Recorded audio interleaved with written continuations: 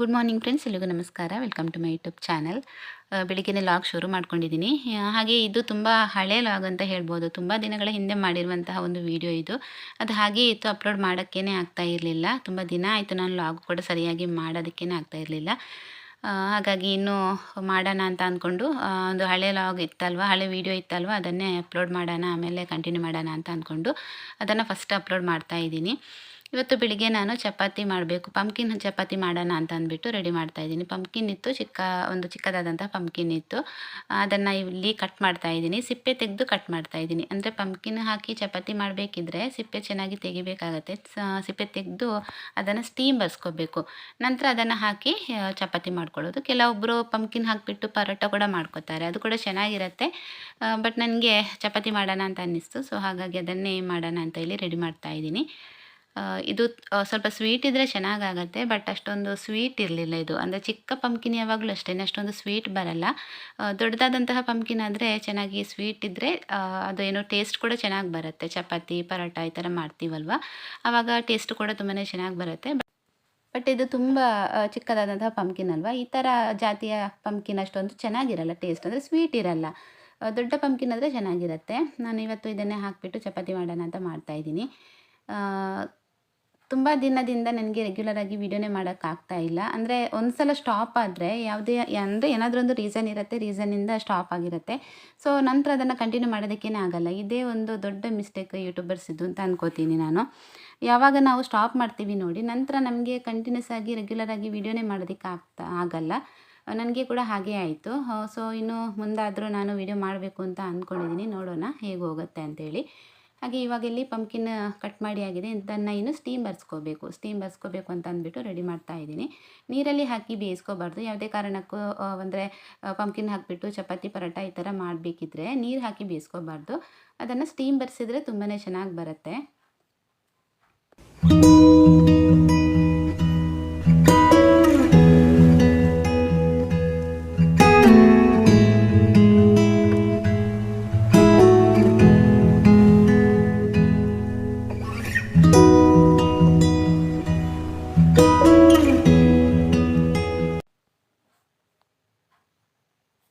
ಹಾಗೆ ಚಪಾತಿ ಅಂದಮೇಲೆ gravy ಆಗಲೇಬೇಕಲ್ವ. So ಹಾಗಾಗಿ ನಾನಿವತ್ತು ಎಗ್ ಹಾಕಿಬಿಟ್ಟು ಗ್ರೇವಿ ಮಾಡೋಣ, ಗ್ರೀನ್ ಗ್ರೇವಿ ಅಂತ ಅಂದ್ಕೊಂಡಿದ್ದೀನಿ.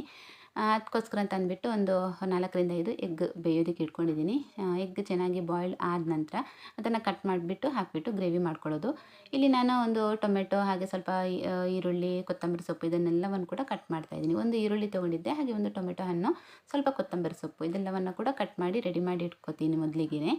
ತುಂಬ ಸಿಂಪಲ್ಲಾಗಿ ಮಾಡುವಂಥದ್ದು. ಹಾಗೆ ಸ್ವಲ್ಪ ಶುಂಠಿ ಅದನ್ನು ಕೂಡ ಕಟ್ ಮಾಡಿ ಇಟ್ಕೊಂಡಿದ್ದೀನಿ, ಬೆಳ್ಳುಳ್ಳಿ, ಶುಂಠಿ ಎಲ್ಲ. ಇದೆಲ್ಲ ನಮಗೆ ಅಂದರೆ ಮಿಕ್ಸಿ ಜಾರಿಗೆ ಹಾಕಿಬಿಟ್ಟು ಗ್ರೈಂಡ್ ಮಾಡೋದಕ್ಕೆ. ಸೊ ಅದನ್ನು ಇಲ್ಲಿ ಹುರ್ಕೋತಾ ಇದ್ದೀನಿ. ಸ್ವಲ್ಪ ಮೆಣಸು, ಕೊತ್ತಂಬರಿ, ಜೀರಿಗೆ, ಹಾಗೆ ಕಟ್ ಮಾಡಿ ಇಟ್ಟಂತಹ ಈರುಳ್ಳಿ, ಟೊಮೆಟೊ, ಕೊತ್ತಂಬರಿ ಸೊಪ್ಪು, ನಂತರ ಶುಂಠಿ ಇಷ್ಟನ್ನು ಹಾಕಿಬಿಟ್ಟು ಚೆನ್ನಾಗಿ ಫ್ರೈ ಮಾಡ್ಕೊಂಬಿಟ್ಟು ಎಣ್ಣೆ ಹಾಕಿ ನಂತರ ಅದನ್ನು ಗ್ರೈಂಡ್ ಮಾಡ್ಕೊಳ್ಳೋದು. ತುಂಬ ಈಸಿಯಾಗಿ ಮಾಡ್ಕೋಬೋದು. ಹಾಗೆ ಬೆಂದಿರುವಂತಹ ಪಂಪ್ಕಿನ್ ಏನಿದೆ ನೋಡಿ, ಅದನ್ನು ಚೆನ್ನಾಗಿ ಸ್ಮ್ಯಾಶ್ ಮಾಡ್ಕೋಬೇಕು. ಈ ಥರ ಸ್ಮ್ಯಾಶ್ ಮಾಡಿಬಿಟ್ಟು ಆಮೇಲೆ ಚಪಾತಿ ಹಿಟ್ಟಿದೆಯಲ್ವಾ, ಚಪಾತಿ ಪೌಡರ್ ಏನಿದೆ ನೋಡಿ, ಅದಕ್ಕೆ ಹಾಕಿಬಿಟ್ಟು ಅದನ್ನು ಚೆನ್ನಾಗಿ ಮಿಕ್ಸ್ ಮಾಡ್ಕೋಬೇಕು. ಸ್ವಲ್ಪ ಉಪ್ಪು ಹಾಕಿಬಿಟ್ಟು ಇಲ್ಲಿ ಎಷ್ಟು ನೀರು ಬೇಕು ನೋಡಿ ಅಷ್ಟು ನೀರನ್ನು ಹಾಕಿಬಿಟ್ಟು ಮಿಕ್ಸ್ ಮಾಡ್ತಾ ಇದ್ದೀನಿ. ಗೊತ್ತೇ ಆಗಲ್ಲ ನಿಮಗೆ, ಪಂಪ್ಕಿನ್ ಹಾಕಿಬಿಟ್ಟು ಚಪಾತಿ ಮಾಡಿದ್ದೀರಿ ಅಂತ ಗೊತ್ತಾಗಲ್ಲ. ಕೆಲವೊಂದು ಮನೆಗಳಲ್ಲಿ ಮಕ್ಕಳು ತಿನ್ನಲ್ಲ ಅಲ್ವಾ, ನಮ್ಮನೇಲಿ ಕೂಡ ಅಷ್ಟೇ, ಮಕ್ಕಳು ತಿನ್ನಲ್ಲ. ಅಂದರೆ ಪಂಪ್ಕಿನ್ ತಿನ್ನಲ್ಲ ಡೈರೆಕ್ಟಾಗಿ ಸಾಂಬಾರಿಗೆಲ್ಲ ಹಾಕಿದರೆ. ಸೊ ಹಾಗಾಗಿ ಈ ರೀತಿ ಮಾಡಿಕೊಡ್ತೀನಿ. ನೆಕ್ಸ್ಟು ಮಾಡಿದ ನಂತರ ನಾನಿಲ್ಲಿ ಯೋಗ ಮೆಡಿಟೇಷನ್ ಎಲ್ಲ ಮಾಡ್ತೀನಲ್ವ, ಸೊ ಅದನ್ನು ಕಂಟಿನ್ಯೂ ಮಾಡ್ತಾಯಿದ್ದೀನಿ. ಅಂದರೆ ಬೆಳಿಗ್ಗೆ ಸ್ವಲ್ಪ ಎದ್ದು ಇವತ್ತು ಬೆಳಿಗ್ಗೆನೇ ನಾನು ಸ್ಟಾರ್ಟ್ ಮಾಡಿಲ್ಲ, ಕೆಲಸ ಮಾಡಿಬಿಟ್ಟು ಸ್ವಲ್ಪ ಕೆಲಸ ಮಾಡಿಬಿಟ್ಟು ಆಮೇಲೆ ಶುರು ಮಾಡ್ಕೊಳ್ಳೋಣ ಅಂತ ಅಂದ್ಬಿಟ್ಟು 5 ಗಂಟೆಗೆ ಎದ್ದಿದ್ದೆ ನಾನಿವತ್ತು. ಹಾಗೆ ಯೋಗ ಎಲ್ಲ ಮುಗಿಸಿ ಟೈಮ್ ಇದ್ದರೆ ಸ್ವಲ್ಪ ವಾಕ್ ಮಾಡ್ತೀನಿ, ಇಲ್ಲ ಅಂತಂದರೆ ಇಲ್ಲ. ಸ್ವಲ್ಪ ಟೈಮ್ ಉಂಟು ಅಂತಂದರೆ ವಾಕ್ ಮಾಡಿ ಆಮೇಲೆ ಅಡುಗೆ ಕೆಲಸನ ಮುಂದುವರಿಸ್ತೀನಿ. ಹಾಗೆ ಗ್ರೇವಿ ಮಾಡೋದಕ್ಕೆ ಅಂತ ಅಂದ್ಬಿಟ್ಟು ಒಂದು ಬಾಣಲೆಗೆ ಸ್ವಲ್ಪ ಎಣ್ಣೆ ಹಾಕಿ, ಸ್ವಲ್ಪ ಒಂದು ಟೊಮೆಟೊ ಹಾಗೆ ಒಂದು ಈರುಳ್ಳಿನ ಹಾಕಿ ಚೆನ್ನಾಗಿ ಫ್ರೈ ಮಾಡ್ಕೋಬೇಕು. ಸ್ವಲ್ಪ ಮೆತ್ತಗಾದರೆ ಸಾಕು, ಜಾಸ್ತಿ ಫ್ರೈ ಏನು ಬೇಕು ಅಂತ ಇಲ್ಲ.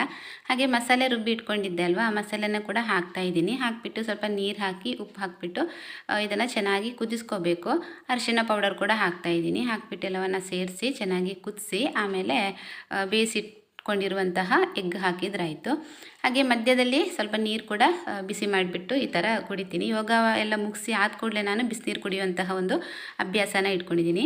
ಹಾಗೆ ಬೇಯಿಸಿಟ್ಟಂತಹ ಎಗ್ಗನ್ನ ಕಟ್ ಮಾಡಿ ಹಾಕಿ ಸ್ವಲ್ಪ ಕೊತ್ತಂಬರಿ ಸೊಪ್ಪು ಮೇಲ್ಗಡೆ ಹಾಕಿದರೆ, ಆಮೇಲೆ ಕಸೂರಿ ಮೇಥಿ ಕೂಡ ಹಾಕ್ಕೊಂಡಿದ್ದೀನಿ.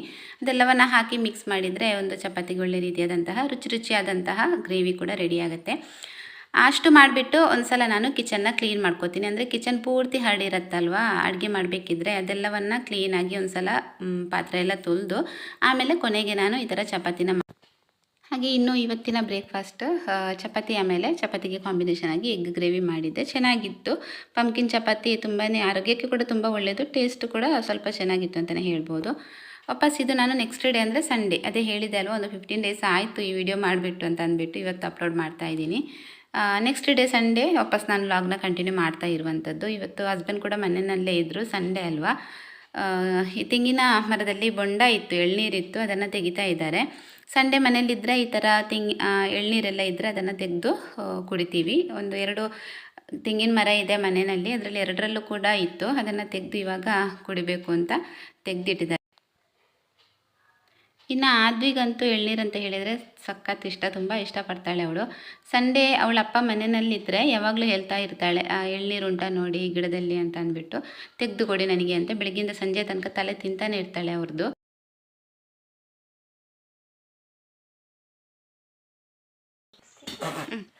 ಚೆಲ್ಲೋಡ್ಮಿನಿ ಪಾಡು ಪಾಡು ಎಲ್ಲ ಪಾಡು. 1 2 3 ಗೋ.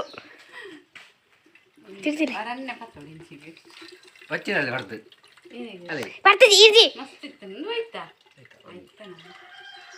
ಬರ್ತದೆ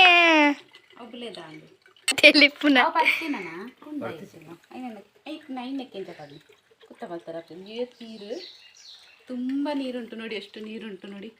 ಒಂದು ಬೊಂಡದಲ್ಲಿ ಒಂದು ಅರ್ಧ ಪಾಟೆ ಉಂಟಾ ಅಂತ. ಫುಲ್ ಉಂಟು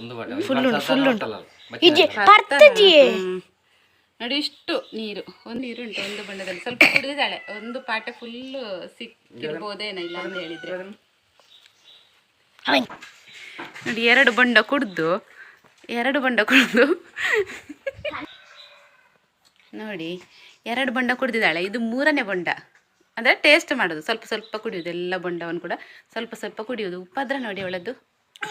ಅಡುಗೆ ಶುರು ಮಾಡ್ಕೊಂಡಿದ್ದೀನಿ. ಅನ್ನಕ್ಕಿಟ್ಟಿದ್ದೀನಿ, ಅನ್ನ ಬೇಯ್ತಾ ಇದೆ.